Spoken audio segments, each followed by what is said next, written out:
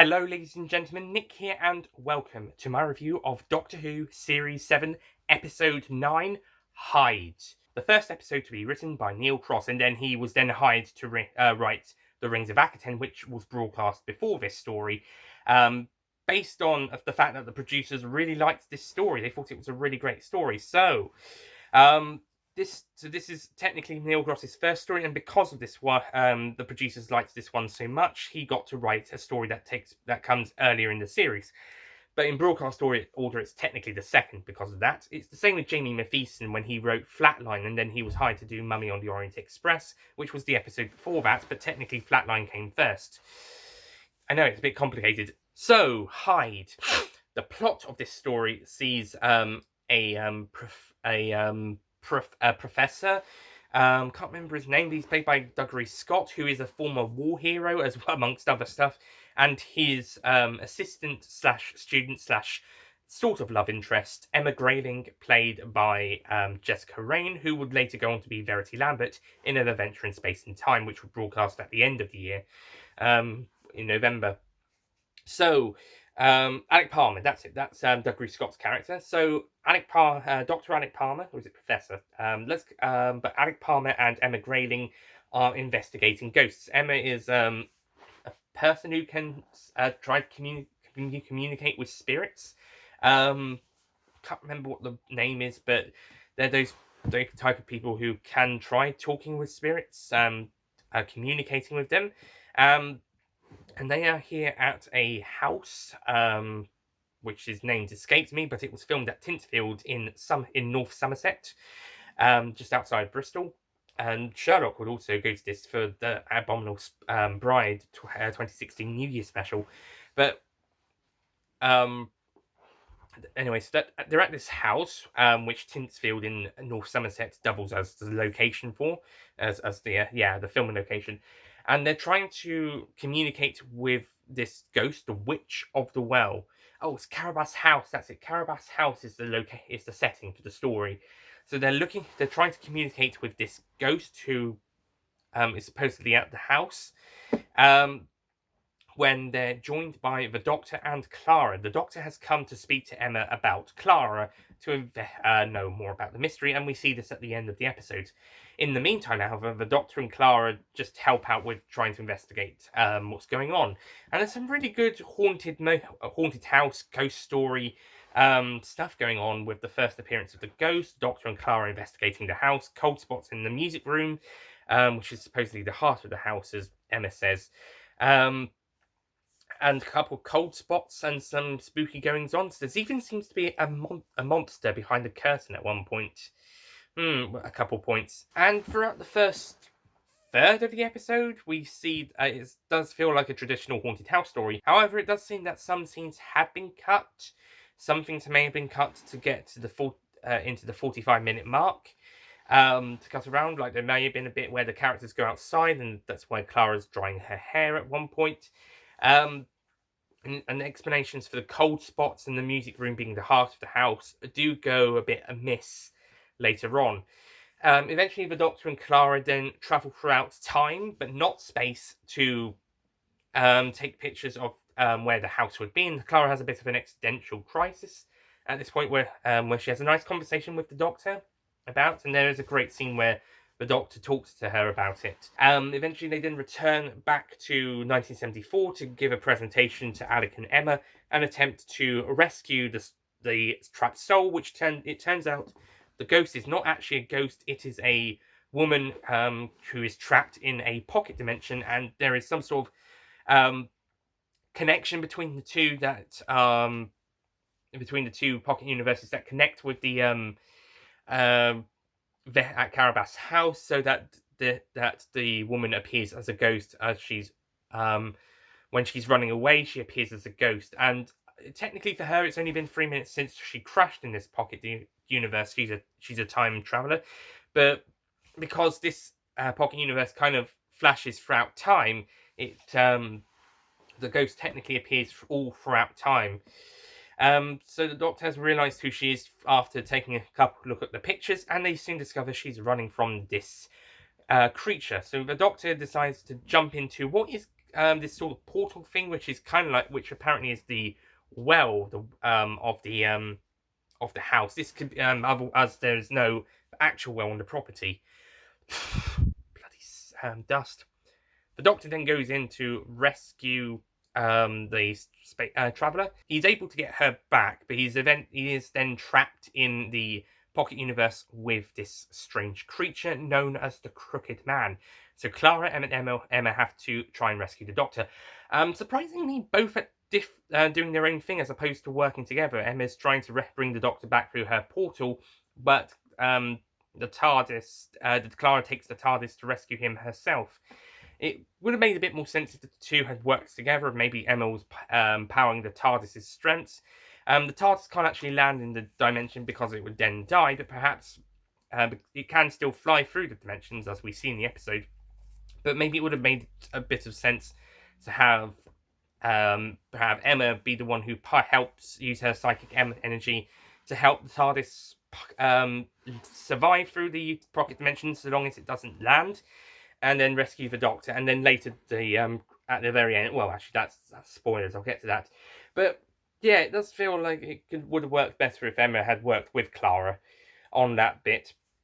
And then the end of the episode, it's revealed that Emma and Alec do get together, and it turns out the space traveler is a descendant of theirs, and because of the blood, that means there was a connection between the two, so they were able to rescue her. Also, when the Doctor was in the other dimension, he worked out what the knocking noise was, the Crooked Man banging on the doors, and the woodworks. But we didn't really find out anything about the cold spots or the music room being the heart of the house.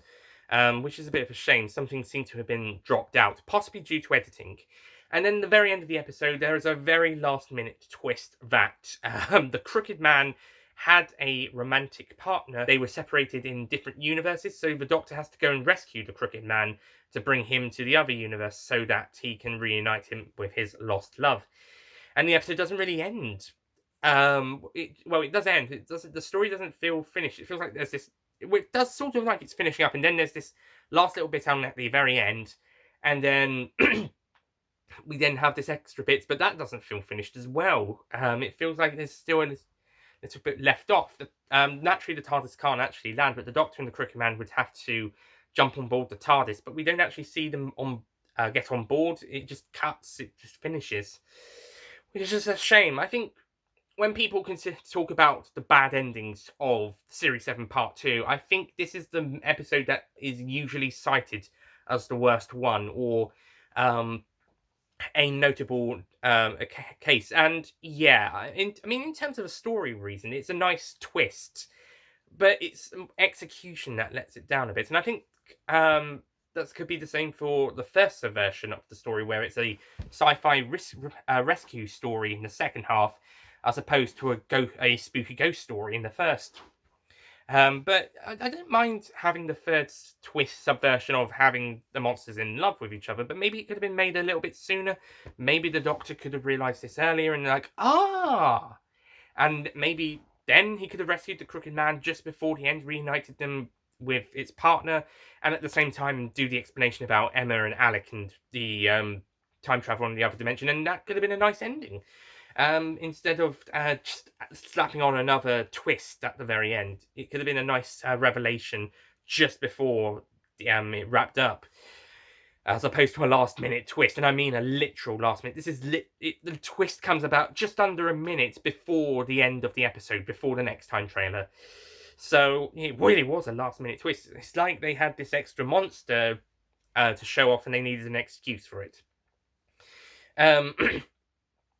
But yeah, as for the rest of the episode, a couple of plot holes aside, which may have been due to editing reasons, it could have been due to the cutting some stuff out. But besides that, we got some good stuff. The first half is really great with the whole haunted house mystery in this.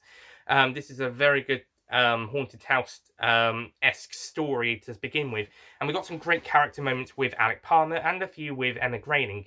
Although the conversations Clara and Emma are talking about, they're just talking about boys technically, with just talking about Emma with Alec, whilst the Doctor's conversations with Alec are about him, but not in a narcissistic terms. It's about how Alec is overcoming his grief of seeing soldiers die during the Second World War and sending people to their deaths, and he's trying to communicate with the other spirits so he can talk to those soldiers and thank them for their service.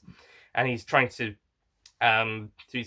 communicate with spirits, and due to his guilt of people dying under his watch, so to speak. So it's some nice stuff. We do get some nice stuff about Emma being able to communicate with spirits as well. Those are some nice moments. I also like the fact that the Metabilis crystal from the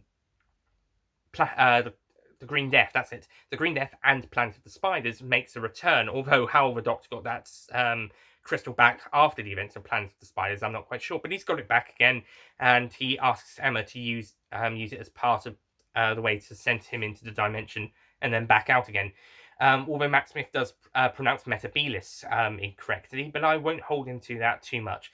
It's a nice reference to the stone, to those stories. In fact, I noticed that Series 7 has at least one reference, past reference per story, which is nice because it's the 50th anniversary series, and it's not slapping in your face references left, right, and centre most of the time, but there could be some subtle ones, like Rings of Akaten, the Doctor brought his granddaughter there. That's a nice reference. So I like these little references to past stories. I think we technically had a story since the God Complex up to Into the Dalek has had either a reference or a returning villain from previous stories. But for this 50th anniversary series, it's nice. And it's nice that some stories have it more of a subtle reference as opposed to slapping in your face constant references a lot. It's nice. So, yeah, it's nice Easter eggs to look out for in some of these episodes. And then when we get to the second half, it's we've got some good sci-fi subversions here. It's some nice sci-fi stuff. It's pretty interesting. And the ending, I understand why people don't like it. Like I said, it would have been better if maybe the Doctor realised it when he was in the pocket dimension, brought the Crooked Man with him, reunited him with his lost love, and then had the nice wrap up at the very end. And then he and Clara would say they would take the Crooked people to a new place where they can live out their lives, perhaps. Unless they were happy at the house, perhaps, and also the space traveller to another somewhere else, not back to where she came from because history said she disappeared, but perhaps to somewhere else. But yeah, but the first half of this story, Hyde, is really great. It's a really great spooky, ghostly horror story. Although how that time traveller managed to write "Help Me on the Wall" is questionable. But still, it's a pretty interesting ghost story. It does have a good subversion when it goes to sci-fi. It's just that last little wrap up that kind of lets it down a little bit, and it could have been a good rewrite as well as a re-edit. But nevertheless, this story is really good. The performances that we don't have a very big cast this time. We've only got 3 supporting actors plus the guy playing the Crooked Man. With Dougray Scott and Emma Grayling being 2 of the best supporting actors of the series so far, and Matt Smith doing an absolutely outstanding job as the Doctor. Technically, this was Jenna Coleman's first episode as Clara, bar her appearance in Asylum of the Daleks in terms of filming. On the filming schedule, Hyde was her first episode as Clara, bar her scenes as Oswin in Asylum of the Daleks. So she's still getting used to the performance. She's still getting into the performance, I suppose. Whilst over the last 4 episodes, she's been pretty into the performances. She's been digging herself really in, and because those ones came a little bit later, she was able to find her feet with the character. Whilst here, it's her first go at it, and she's good. She's pretty good in this episode, but he is noticeably a slightly weaker performance than some of the other ones, the ones that come before and after. But it's still a good start. Jenna Coleman gets off to a good start in her first appearance, filming-wise, in terms of a recording-wise. In terms of a broadcast-wise, it would be technically her 5th episode. Yeah, including the Snowmen. But yeah, she still does a good job for what was in filming, in terms of filming her first story. So she does good. She does well.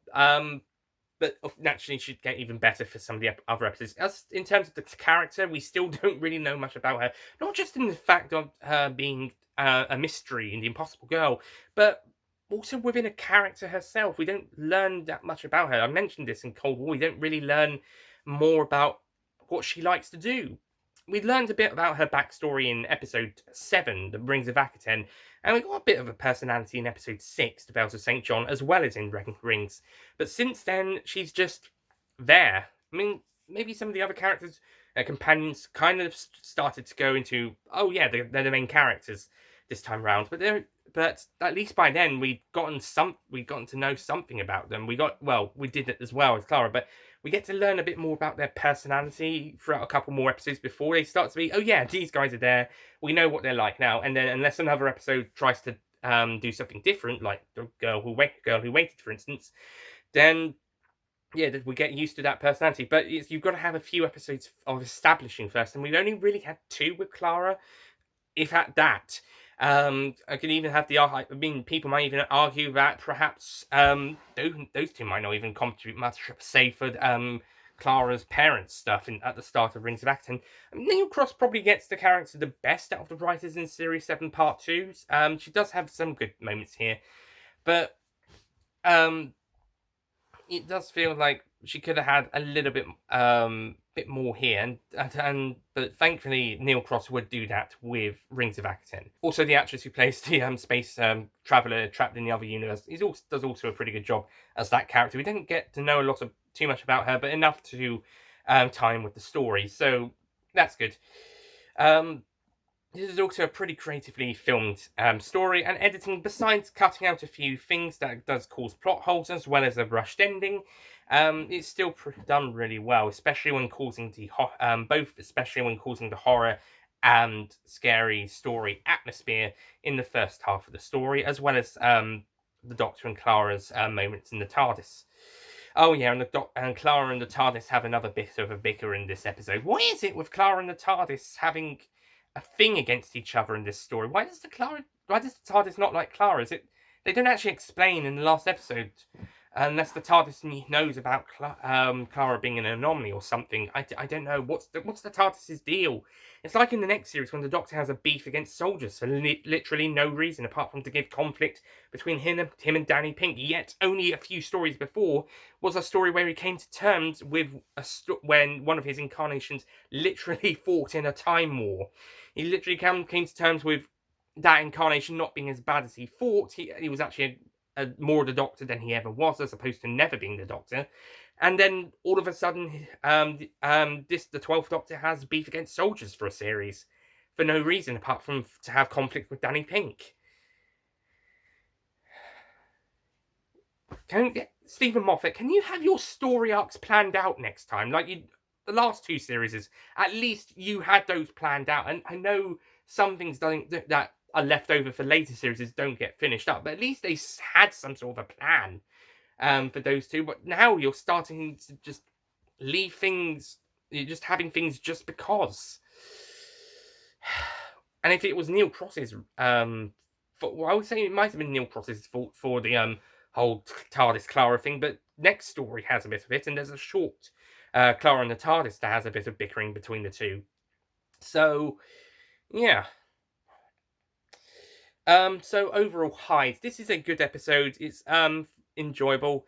I don't mind the mid-story subversions. However, I think the final of the end of the episode should have been handled a little bit better. I think they could have had a script rewrite or some editing readjustments to make the story ending a little bit better, because it just feels rushed and tacked on at the very end.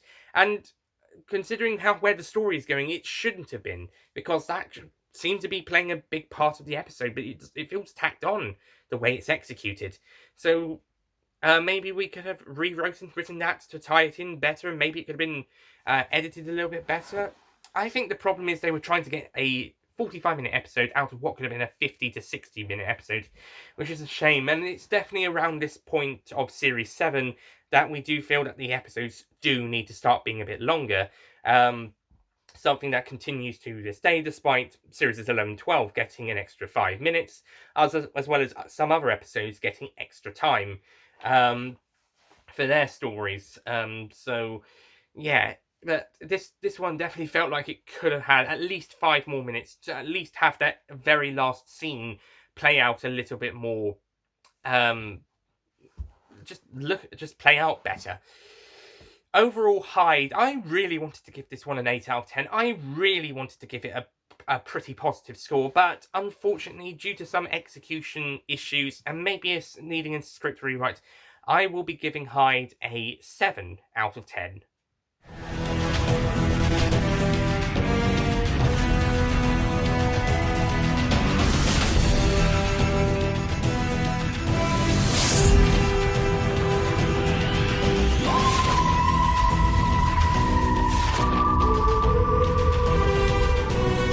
This is more disappointing for me than just disappointing full stop, because I really like Hyde, or at least the first half, and then I still liked it for the second half, but then we had a bit of a tacked on ending, and it felt like it could have been handled better, and then there's some other stuff that could have been done a little bit better throughout the story, even in the first half, which I really liked.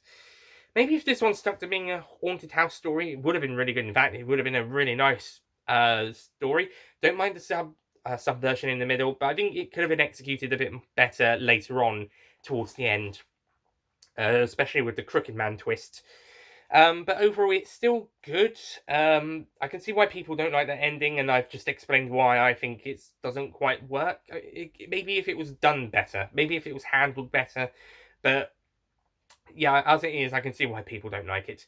That's not to say the whole episode is bad. The whole episode as a whole is good, but it could have been even better. So that was Hyde. It was good, but it could have improved, especially in the second half, especially that ending. But I still like it. Moving on to the next episode, which is episode 10, Journey to the Centre of the TARDIS. And I think this is the episode that most people were anticipating from this series, besides the first and last episodes, of course. But this would have been one of, if not the most anticipated episode of Series 7 Part 2, as we got to go inside the TARDIS. We got to explore TARDIS stuff. This was basically a fan's dream. We sort of got something similar to this in The Invasion of Time, Parts 5 and 6, but the story wasn't really about that, and the corridors were filmed at an old hospital, Victorian hospital, and it didn't look quite as interesting. But what will a new series style TARDIS depth story be like? Tune in next time to find out. I'll see you guys then. Goodbye.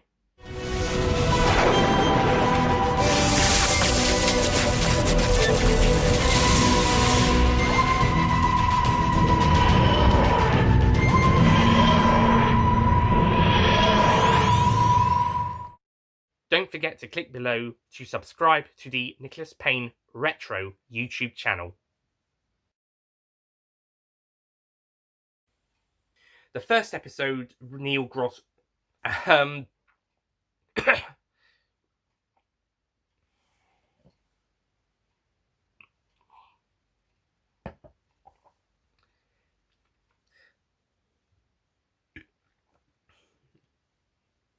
Excuse me. However, it does come apparent that in places, especially on, and there is a great scene where this scene is really great when the two of them are talking about it. Tyrande? No, I can't remember. And that the space traveler is their great time to heaven and care.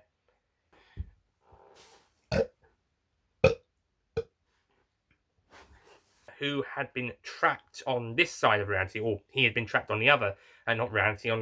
They had been separated by the pocket, in pocketed. So